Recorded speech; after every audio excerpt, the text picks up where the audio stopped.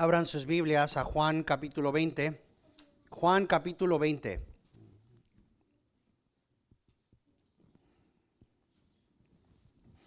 Estaremos leyendo el versículo 1 al 18, meditando en nuestro Señor resucitado.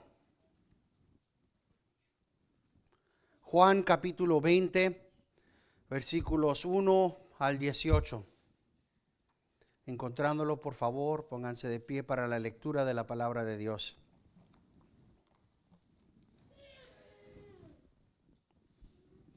Juan 20, versículo 1 al 18. Dice así la palabra inerrante e infalible de Dios. Y el primer día de la semana, María Magdalena fue temprano al sepulcro, cuando todavía estaba oscuro, y vio que ya la piedra había sido quitada del sepulcro. Entonces corrió y fue a Simón Pedro y al otro discípulo a quien Jesús amaba, y les dijo: se han llevado al Señor del sepulcro y no sabemos dónde le han puesto. Salieron pues Pedro y el otro discípulo e iban hacia el sepulcro. Los dos corrían juntos, pero el otro discípulo corrió más aprisa que Pedro y llegó primero al sepulcro. E inclinándose para mirar adentro, vio las envolturas de lino puestas ahí, pero no entró. Entonces llegó también Simón Pedro tras él. Entró al sepulcro y vio las envolturas de lino puestas ahí, y el sudario que había estado sobre la cabeza de Jesús, no puesto con las envolturas de lino, sino enrollado en un lugar aparte. Entonces entró también el otro discípulo, el que había llegado primero al sepulcro, y vio y creyó, porque todavía no habían entendido la escritura, que Jesús debía resucitar de entre los muertos. Los discípulos entonces se fueron de nuevo a sus casas. Pero María estaba fuera llorando junto al sepulcro, y mientras lloraba se inclinó y miró dentro del sepulcro y vio dos ángeles vestidos de blanco sentados donde había estado el cuerpo de Jesús, uno a la cabecera y otro a los pies. Y ellos le dijeron: mujer, ¿por qué lloras? Ella les dijo: porque se han llevado a mi Señor y no sé dónde le han puesto. Al decir esto, se volvió y vio a Jesús que estaba ahí, pero no sabía que era Jesús. Jesús le dijo: mujer, ¿por qué lloras? ¿A quién buscas? Ella, pensando que era él el hortelano, le dijo: Señor, si tú le has llevado, dime dónde le has puesto, y yo me lo llevaré. Jesús le dijo: María. Ella, volviéndose, le dijo en hebreo: Raboní, que quiere decir maestro. Jesús le dijo: suéltame, porque todavía no he subido al Padre, pero ve a mis hermanos y diles: subo a mi Padre y vuestro Padre, a mi Dios y a vuestro Dios. Fue María Magdalena y anunció a los discípulos: he visto al Señor, y que él había dicho estas cosas. Inclinemos nuestro rostro y oremos. Padre celestial, te damos gracias por la resurrección de nuestro Salvador, nuestro hermano espiritual, nuestro Redentor, el Rey de Reyes, Jesucristo. Señor, te pedimos esta mañana que nos permitas, Señor, una vista puesta en Cristo, que nos hagas aptos a ver y a escuchar y a entender tu palabra, Señor, que nos capacites a grabar tu palabra en nuestra mente y en nuestro corazón para que no pequemos contra ti. Esto te lo pedimos en el nombre de Cristo nuestro Redentor. Amén. Pueden tomar su asiento. Si se acuerdan, el último año hablamos bastante de la interacción de nuestro Señor Jesucristo y María. Hablamos de cómo es que María no supo, no reconoció a Jesucristo, nuestro Salvador, resucitado, glorificado, y que eso era al propósito, que había un velo puesto de Dios para que no pudieran entender completamente. Y también alcanzamos a meditar el último año en esa realidad vista en acción que Cristo dijo: mis ovejas conocen mi voz, como está demostrado en esa realidad en el versículo 16, cuando nuestro Señor le dice María, la llama por nombre, y en ese momento ella reconoce inmediatamente quién es el que la llama por nombre. La gloriosa esperanza y esa hermosa realidad que proclama nuestro Señor, que Él sube a su Padre y nuestro Padre, a su Dios y nuestro Dios, y cómo es que eso una vez más apunta a la realidad de que todo esto ya está terminado, que ya son redimidos, y aquellos por los que Él murió son hijos de Dios. Tienen esa paz que nuestro Señor dijo en Juan 14 que tendrían. Eso era el último año. Este año continuamos con la meditación de no ser olvidadizos, de no tener ese tipo de ignorancia. Y cuando digo ignorancia, no estoy diciendo ignorancia como falta de entendimiento, sino al propósito ignorar lo que repasamos cada año. Por eso empezamos con el versículo 1. Vemos por qué estamos aquí, por qué nos reunimos cada domingo. Juan empieza diciendo: el primer día de la semana, María Magdalena fue temprano al sepulcro cuando todavía estaba oscuro y vio que ya la piedra había sido quitada del sepulcro. Estamos aquí esta mañana para acordarnos, para una vez más traer a la frente de nuestra memoria los eventos, las realidades muy necesarias que están alrededor de los acontecimientos de la resurrección de nuestro Señor, que la tumba no pudo contenerlo, que todas las promesas de Dios encuentran su sí en Él, que el Padre Celestial atesta y ha testificado que el Señor es verdaderamente quien dijo que Él era. No nada más a través de los milagros, como hemos visto, ¿verdad? ¿Cuál es el propósito de los milagros? El que la gente reconozca o pueda ver: esta persona está obrando y hablando, y lo que tiene que decir es de parte de Dios. El más grande testimonio, el más grande sello de autenticidad del ministerio de Jesucristo es la resurrección. Y desde el domingo que el Señor resucitó hace casi 2000 años del sepulcro, los redimidos se han reunido en ese día, en el día en el que el Señor resucitó para adorar al Dios vivo. Y ahí es donde empieza Juan con esa realidad. Hemos tenido esta semana tiempo para meditar en la entrada triunfal de nuestro Señor a Jerusalén, y qué tan importante es para nosotros. Y esta es la conexión con donde empezamos este último domingo: el no olvidar al propósito, el no olvidar las verdades presentadas en las Escrituras, el no ser olvidadizos de aquello que hemos meditado nada más esta semana, de no olvidarnos de los mandamientos de Dios, de su propiciación en la muerte por nosotros, en la cruz.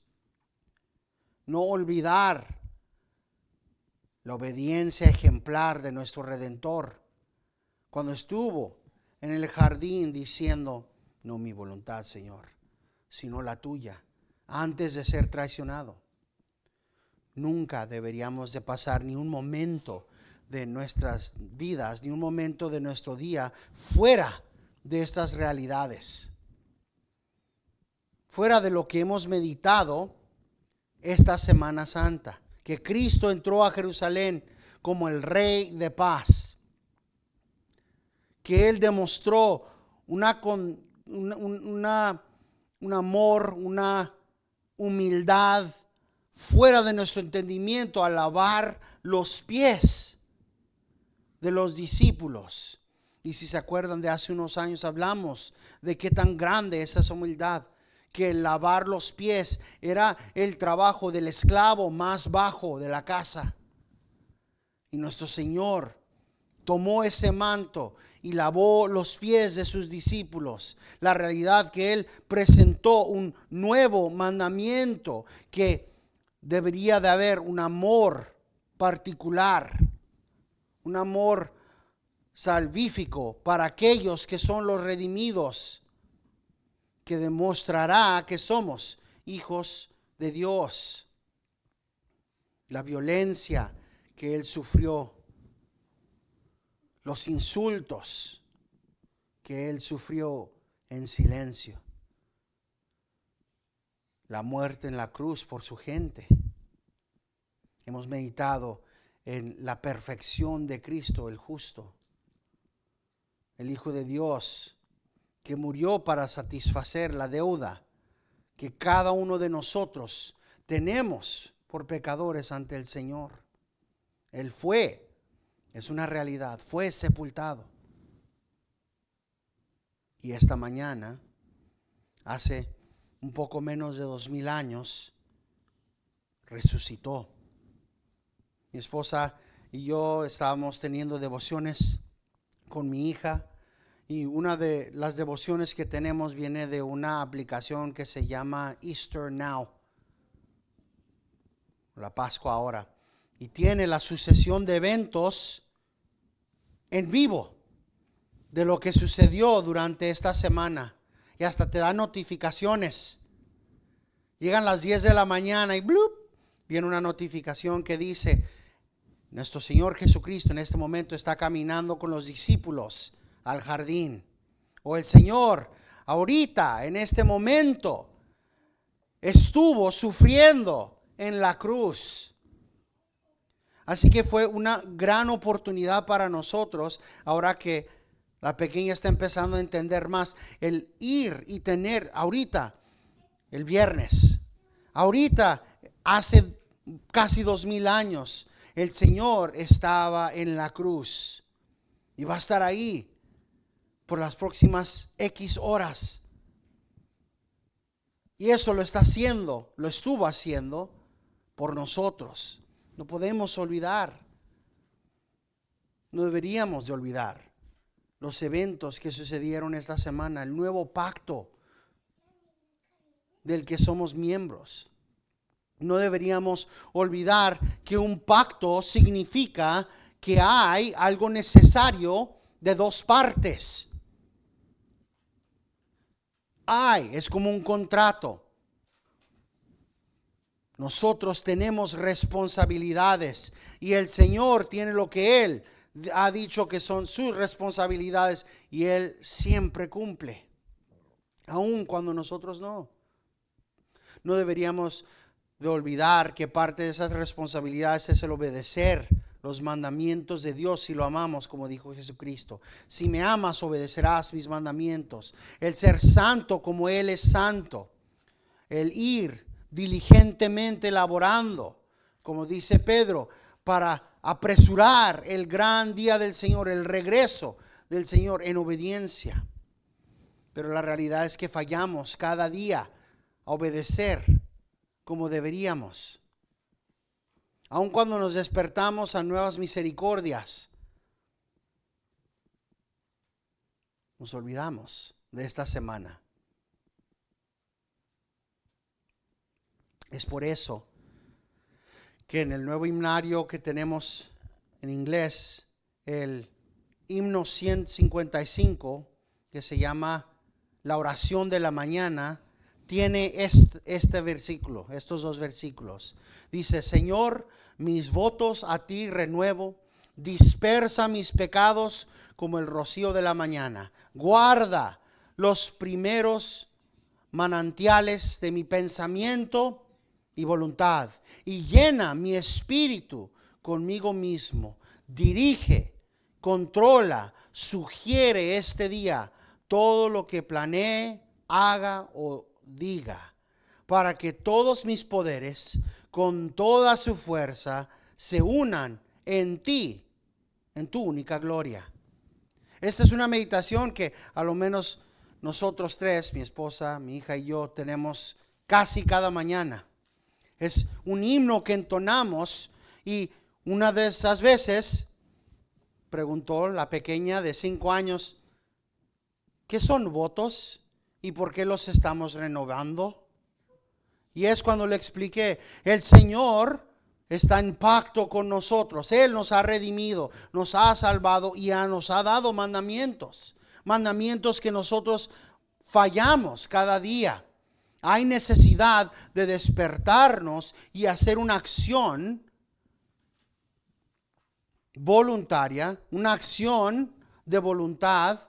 Señor, voy a esforzarme a obedecer esos votos de pacto ante ti, a obedecer todo lo que has mandado, al ir en pos de la santidad, a esforzarme a vivir fielmente hasta que regreses. Es por esto que cada año revisitamos estos eventos una y otra vez. Lo que pasó alrededor de los últimos días yendo a la crucifixión de nuestro Señor. Es por eso que nos reunimos cada domingo. Es por eso que nuestra adoración está formulada para traer la realidad de los eventos del Evangelio cada vez que nos juntamos.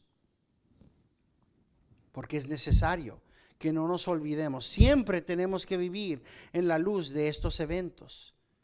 Que en este día, hace casi 2000 años, María Magdalena y las otras Marías vinieron después del día del reposo a continuar los ritos, los rituales para el entierro de nuestro Señor Jesucristo. Si se acuerdan, no alcanzaron a terminar.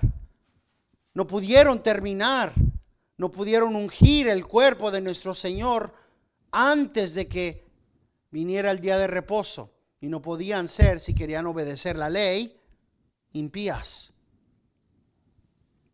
Y vinieron a continuar, solo para que encontraran un ángel que les dijera que la tumba estaba vacía, que Él había resucitado. Eso vemos en Mateo 28 del versículo 1 al versículo 6. Pasado el día de reposo, al amanecer del primer día de la semana, María Magdalena y la otra María vinieron a ver el sepulcro. Y aquí se produjo un gran terremoto, porque un ángel del Señor descendió del cielo y, acercándose, removió la piedra y se sentó sobre ella. Su aspecto era como un relámpago y su vestidura blanca como la nieve. Y de miedo, a los guardias temblaron y se quedaron como muertos. Y hablando el ángel dijo a las mujeres: vosotras no temáis, porque ya sé que buscáis a Jesús, el que fue crucificado. No está aquí, porque ha resucitado, tal como dijo. Venid, ved el lugar donde yacía. Tenemos que tener esta realidad en mente, que el sepulcro no fue abierto para soltar a Jesucristo. Eso lo sabemos porque ni una puerta cerrada pudo prevenir que nuestro Señor entrara al cuarto donde estaban reunidos los discípulos. El sepulcro fue abierto por el ángel para que sus discípulos pudieran ver esa realidad, pudieran gloriarse en esa realidad. Sin embargo, también sabemos que no alcanzaron, que no tuvieron un entendimiento completo, que creyeron pero nada más en parte. Dice el doctor Sproul, dice, las mujeres venían en duelo para expresar su devoción a Jesús con más especias y fragancias, pero no sabían si podrían acceder al cuerpo de Jesús. Y se decían unas a otras, ¿quién nos removerá la piedra de la entrada del sepulcro? Marcos 16:3. Ninguno de los escritores de los evangelios nos dice qué reacción provocó la visita del sepulcro abierto en las mujeres. En otras palabras, no sabemos cómo reaccionaron ellas. Sabemos por los otros evangelios que aún Juan no lo menciona, que las mujeres miraron dentro del sepulcro y como María no vio el cuerpo del Señor, quedó llena de dolor. Juan nos dice que fue corriendo, empezando el versículo 2 al versículo 9, dice, entonces corrió y fue a Simón Pedro y al otro discípulo a quien Jesús amaba, ese es Juan, y les dijo, se han llevado al Señor del sepulcro y no sabemos dónde le han puesto. Salieron pues Pedro y el otro discípulo y iban hacia el sepulcro. Los dos corrían juntos, pero el otro discípulo corrió más aprisa que Pedro y llegó primero al sepulcro e inclinándose para mirar adentro, vio las envolturas de lino puestas ahí, pero no entró. Entonces llegó también Simón Pedro tras él, entró al sepulcro y vio las envolturas de lino puestas ahí, el sudario que había estado sobre la cabeza de Jesús, no puesto con las envolturas de lino, sino enrollado en lugar aparte. Sabemos, ¿verdad? Y hemos hablado de esta realidad, que vemos reacciones humanas, reacciones verdaderas, junto con realidades espirituales. Piensen, el ángel le dijo, no está aquí, resucitó como él ha dicho, y aún así María ve que el sepulcro está vacío y lo único que puede pensar es, no está, se llevaron el cuerpo. Hemos hablado de esta realidad, de cómo es que el llanto, el dolor que sentía María, que sintieron los discípulos al perder lo que ellos pensaban era la esperanza del reino de Dios, al perder al rey. Y cómo es que eso no había en parte permitido que pensaran claramente. Ambas, las Marías y los discípulos Pedro y Juan, vieron la misma tumba vacía. En el caso de María, como hemos meditado, hasta el ángel le dijo que el Señor había resucitado. Pero la verdad es que no era suficiente para completamente dispersar las dudas que tenían. No era suficiente para pensar, sí, ha resucitado de los muertos. Nada podría dispersar esas dudas más el ver a nuestro Señor mismo. Al mismo tiempo, estas realidades, estos eventos, estos acontecimientos que ve María Magdalena y sus compañeras, las otras Marías, y Juan y Pedro, sirven y servirían después como evidencia cuando estuvieran testificando. ¿Qué es lo que dice Pablo? Dice, si no creen lo que quiero decir, vayan y hablen. Hablen con más de los 500 discípulos que lo vieron ascender. Hablen con los discípulos, apóstoles que estuvieron ahí y lo vieron físicamente, que comieron junto con él. Así que no es por nada que estos eventos sucedieran y que ellas no entendieran, que Juan y Pedro no tuvieran completamente, entendiblemente esa realidad en sus mentes de la resurrección de nuestro Señor. El versículo 8 y 9 dice, entonces entró también el otro discípulo, el que había llegado primero al sepulcro, y vio y creyó. Porque todavía, pero lo que sigue es, porque todavía no habían entendido la escritura que Jesús debía resucitar de entre los muertos. Vio Juan y nos dice que él creyó. Y Lucas graba por nosotros, o tiene para nuestro entendimiento, en Lucas 24:12 de Pedro. Lucas 24, versículo 12. Mientras van ahí, les leeré una vez más lo que Juan escribió. Lucas 24:12.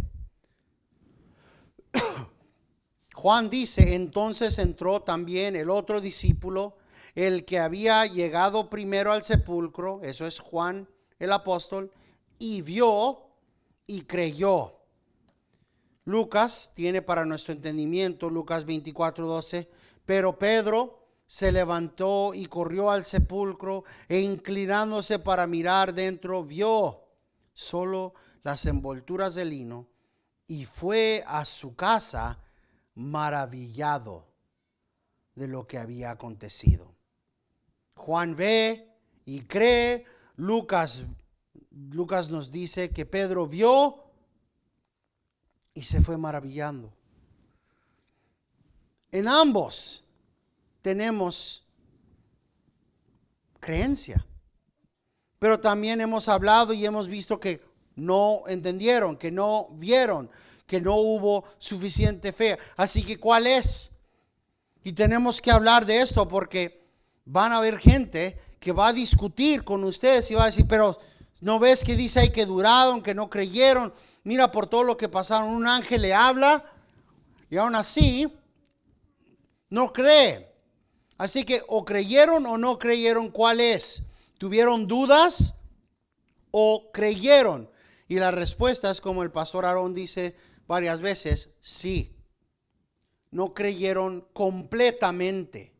O se podría decir que su fe en la resurrección de nuestro Señor vino llena de dudas que no podían entender. Y hemos hablado de la realidad que el dudar es un pecado, pero esas dudas desvanecerían y van a desvanecer ante la presencia del Señor.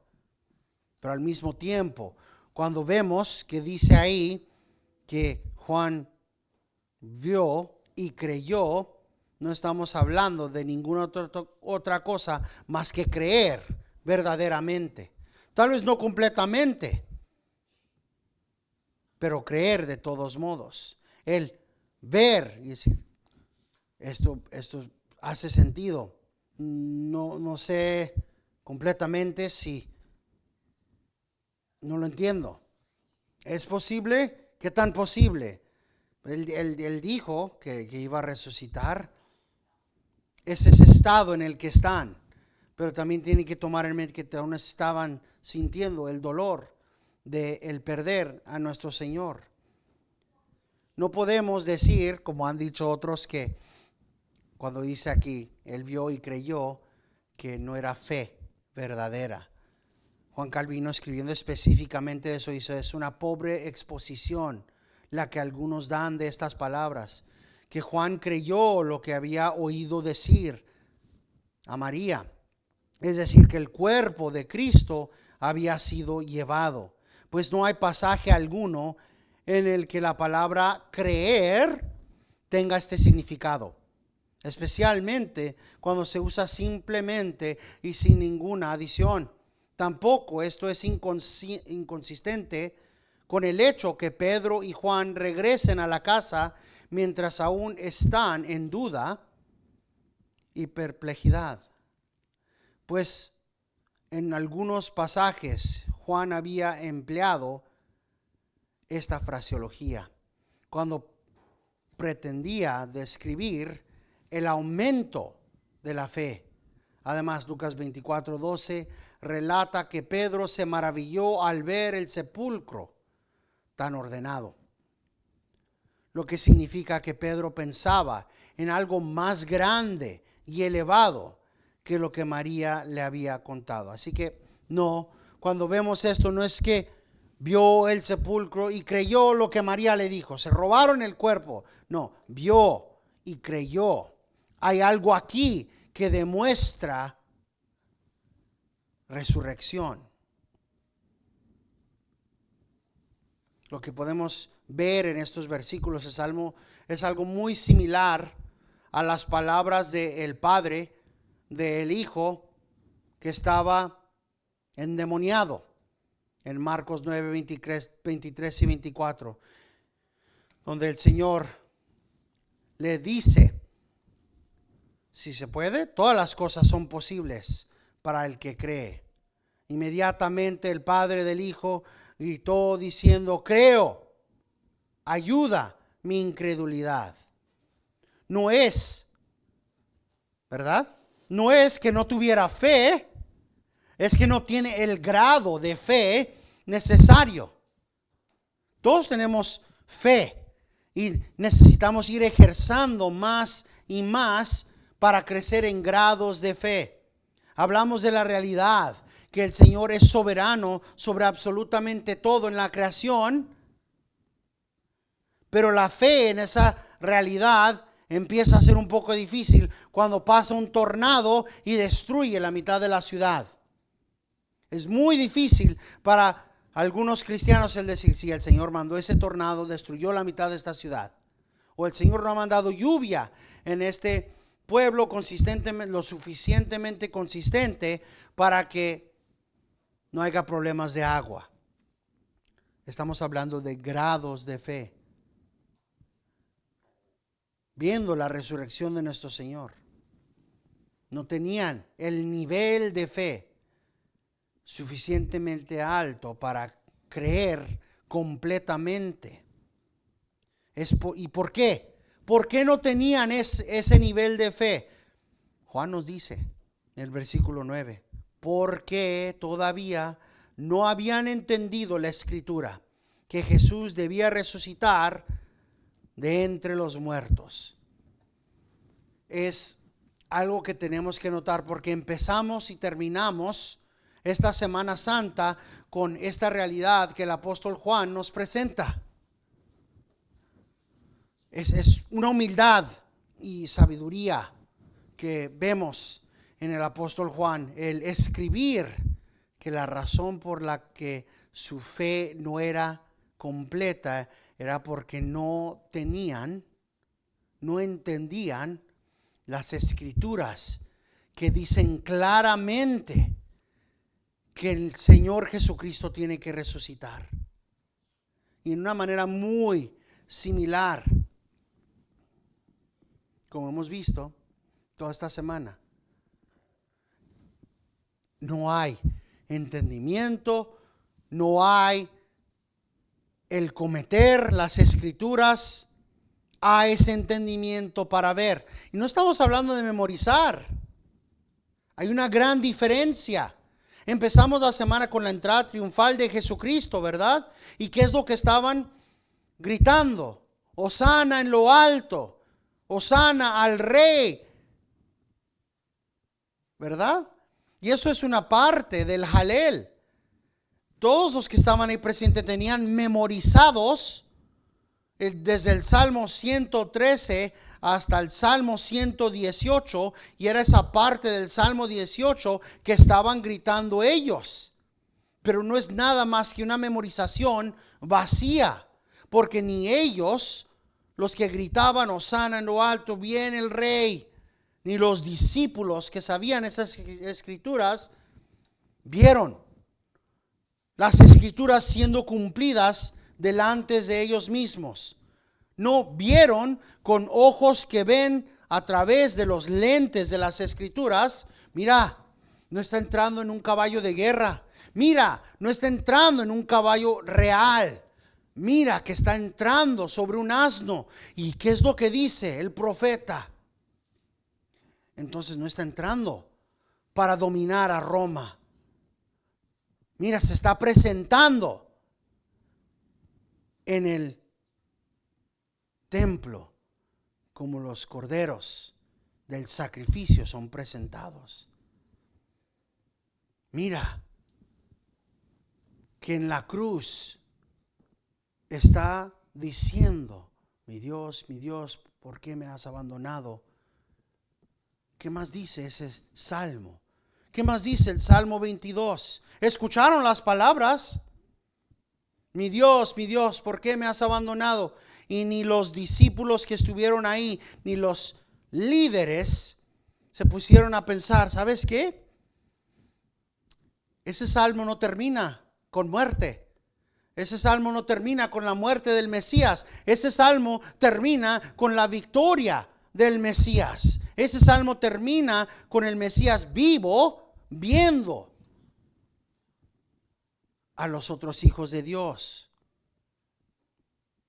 Esta es la realidad que nosotros tenemos que guardar fuertemente en nuestros corazones.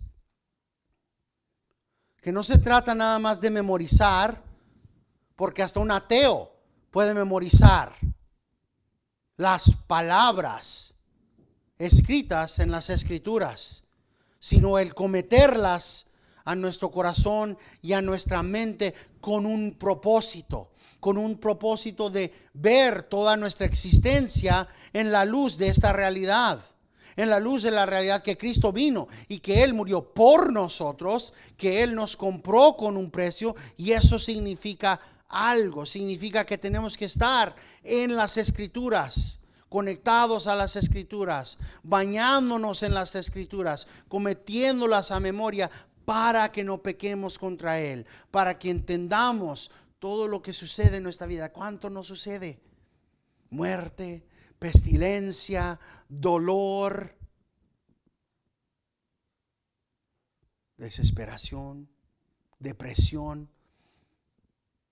Y nada de eso puede ser naufragado correctamente si no estamos cometiendo las realidades de las Escrituras y aplicándolas correctamente a los eventos de nuestras vidas. Si empezamos nuestro día como tratamos en mi casa, porque no voy a decir que lo hacemos 100% y victoriosamente siempre, no, pero hacemos el esfuerzo cuando entonamos ese himno de renovar nuestros votos y de tener en mente, estamos empezando. Dirige, Señor, controla, sugiere todo lo que voy a hacer. Tú dirige lo que yo voy a hacer. Y la única manera que lo va a hacer, no va a ser, ok, Gabriel, métete en el carro y préndelo. Ok, vas a tomar una izquierda en esta. No, sino a través de su palabra. Señor, voy aquí y la gente está manejando absolutamente en una manera que me pueda hacer enojar. Tu palabra me dice que tenga yo más paz, que sea yo paciente. Y honestamente hasta hoy sucedió. Pensarían que no puede suceder a las 4 y cacho de la mañana con rumbo a la iglesia, ¿verdad? En la oscuridad, donde no se puede ver cuando una persona te da un tipo de señal de una mano y un dedo. Pero ahora ni siquiera necesitan eso, porque en la perversidad del mundo tienen algo que pueden poner en el vidrio de atrás, que es una luz de una mano haciéndote la señal. Salgo de la casa, voy con rumbo a la iglesia y como saben, tienen que subir la colina cuando salen de mi casa. Pues aparentemente estaba yendo demasiado lento para esta persona. Y no nada más me prendieron las luces, sino que cuando me pasaron, se seguía prendiendo una luz amarilla. ¿Qué es esa luz? Y hasta se hizo más lento para que pudiera ver exactamente qué era esa luz y qué es lo que me estaba tratando de decir ese señor. Dije, Señor, gracias, porque puedo tener algo tan claro en la diferencia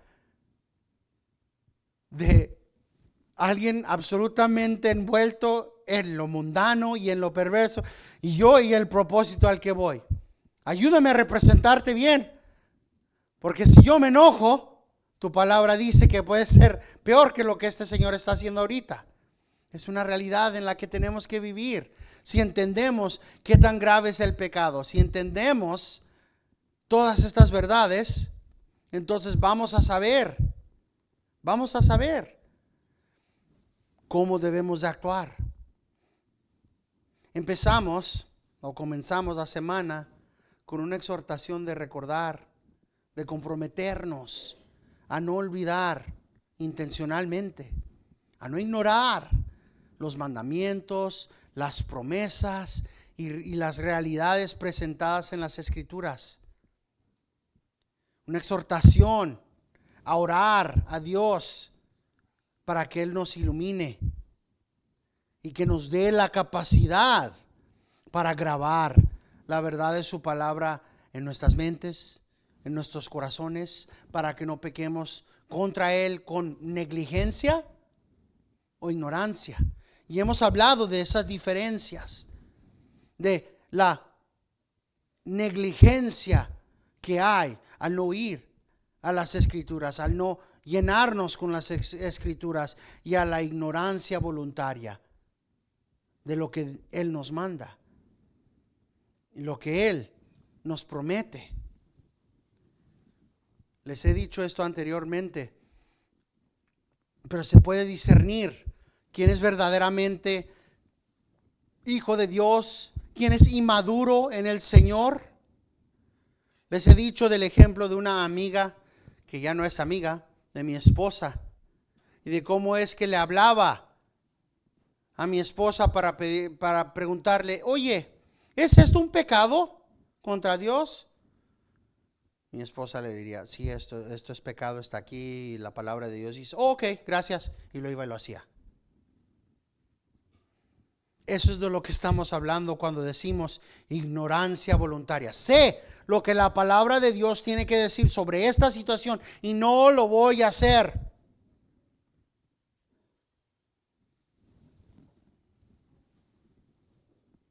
Desde el último domingo hemos meditado en la entrada triunfal, en las promesas de Dios a través de Cristo Jesús nuestro Señor, en Sofonías el miércoles, de la instrucción de la cena del Señor y de la condescendencia de Cristo, junto con el mandamiento de amar a nuestros hermanos y a nuestras hermanas en la fe, animándolos a amar a Dios, animándolos a hacer buenas obras que sean agradables ante Él. Hemos meditado en la obra consumada de Cristo nuestro Redentor en la cruz y de la importancia diaria en nuestras vidas a la luz de lo que es necesario. ¿Qué fue necesario para nuestra salvación? La muerte. ¿Qué es lo que pagó Cristo con su propia vida? Y finalmente, hoy hemos reflexionado sobre la resurrección de nuestro Salvador, nuestra celebración semanal cuando participamos en la cena del Señor, y la importancia de la palabra de Dios y de permanecer en la palabra de Dios para nuestra edificación espiritual, para nuestro crecimiento espiritual, para nuestra comprensión y aplicación en todas nuestras vidas. Esforcémonos para no olvidar. Examinémonos a nosotros mismos con temor y con temblor para ver si somos de la fe, y esforcémonos para no pecar, para matar el pecado en nuestras vidas diariamente mediante la práctica de los medios de gracia. Y conocemos cuáles son esos medios: la oración, el ayuno, la lectura de la palabra y la reunión de los santos para el culto corporativo. Al hacer esto, nos comprometemos a vivir, a exhortarnos, a ir en pos de la santidad. En conclusión, recordémonos de la profunda importancia de permanecer en la palabra de Dios. Las Escrituras se erigen como la única regla infalible para nuestra fe y vida, ofreciéndonos sabiduría, dirección y nutrición, alimento para nuestras almas. Que busquemos continuamente su verdad, sabiendo que solo en las Escrituras vemos guianza, vemos cada aspecto de cómo hemos de esforzarnos para la piedad. Mientras nos aferramos, nos agarramos de la palabra inerrante, infalible y suficiente, nuestra oración es que el Señor nos ilumine, que Él ilumine nuestro camino, que Él fortalezca nuestra determinación, que Él haga más profundo nuestra relación con Él mismo, con el Dios Todopoderoso a través de nuestro Señor Jesucristo. Y esto lo pedimos en el nombre de Jesucristo. Toda la gente de Dios dice, amén.